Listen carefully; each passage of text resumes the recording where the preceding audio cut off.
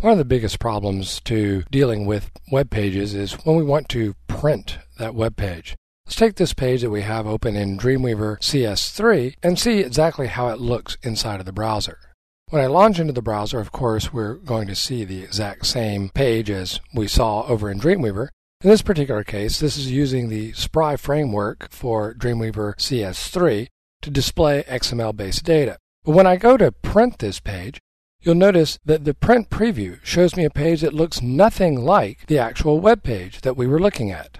Now we're going to use CSS to actually style a page that will look good when we print it and give us only the information that we actually want printed. To do this, we're going to make sure that our style rendering toolbar is open. We do this by simply right-clicking in our toolbar and choosing Style Rendering. Now this feature was introduced in Dreamweaver 8. And by switching to my print media type, you're going to see that the page renders very similar to what we just saw in the browser. In other words, with no styling whatsoever, because all of our style sheets have been defined for use only when we are using the browser to view the page. To create a CSS style sheet for print, we'll first begin by choosing File, New, and creating a blank CSS file. Once we've saved this page, we'll save it as our print pages in our CSS folder. We'll call this events_print.css. Next, we'll return to our index.html page and open our CSS panel. In the CSS panel, we'll use the link icon to attach a style sheet. And we'll attach that very same events_print.css file that we've just created. But under the media type pop-up, we'll choose Print. Now we'll click OK. Of course, we see no change to the actual page itself because we've yet to define any styles. Let's begin by changing the way that this title, Aqua, looks. You can see that it's defined as a link, so it's appearing as a blue underline. But we're going to change that behavior for printing. We'll click upon our new CSS style rule and choose to allow Dreamweaver to specify the actual ID for that particular item, and then choose the events_print.css file where we're going to place that new CSS rule. Clicking OK, we can go through and fill out exactly how we want that to appear. Let's choose Verdana. Let's take off the underline.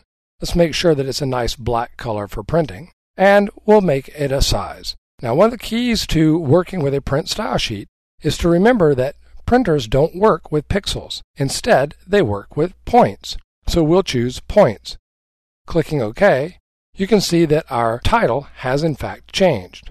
Now these links here, in this div, we don't actually need these, so we're going to choose to remove them. I'm going to select the entire div, and then once again, choose to create a new rule here inside of the Print CSS style sheet. We'll go to our block section and choose the display pop-up where we'll choose None. And this will remove that entire element from the page for the purpose of printing. Now, of course, we could continue on, perhaps doing the same thing for this H1, removing it by simply choosing once again Block, Display, None, and OK.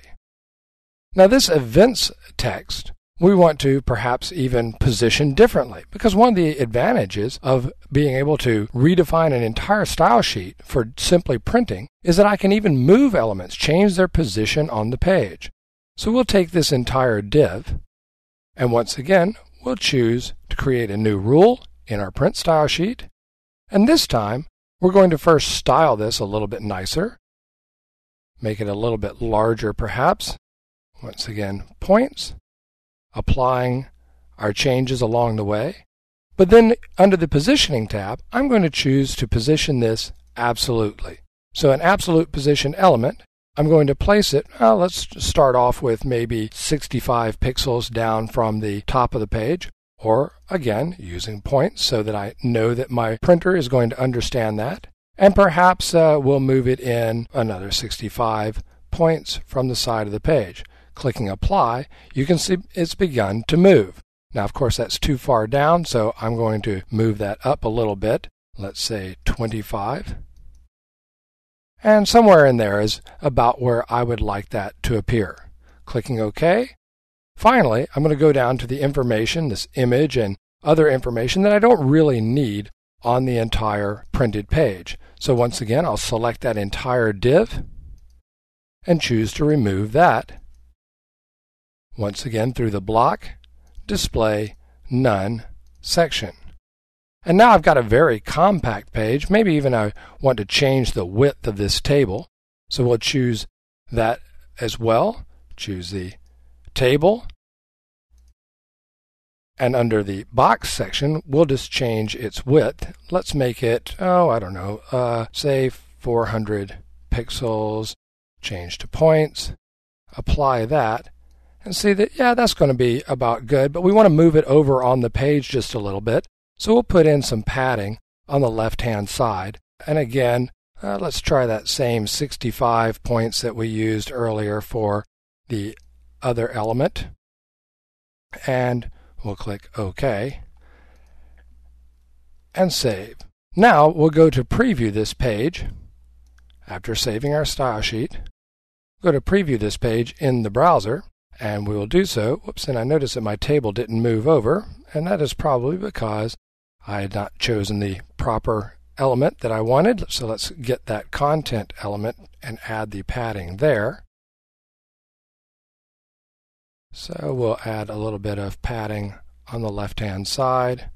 Again, applying. There we go, moving that over and clicking OK.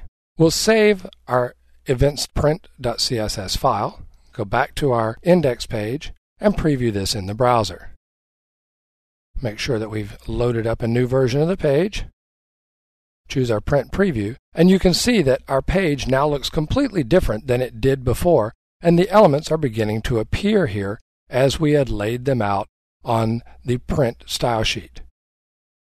Of course, nothing has changed on the actual browser page, and we can see that by using the Style Rendering toolbar to take us back and display the page just as it would inside the browser. Of course, we could continue this process to finish the layout for our print media type, even for handheld media types, as well as other media types supported by CSS.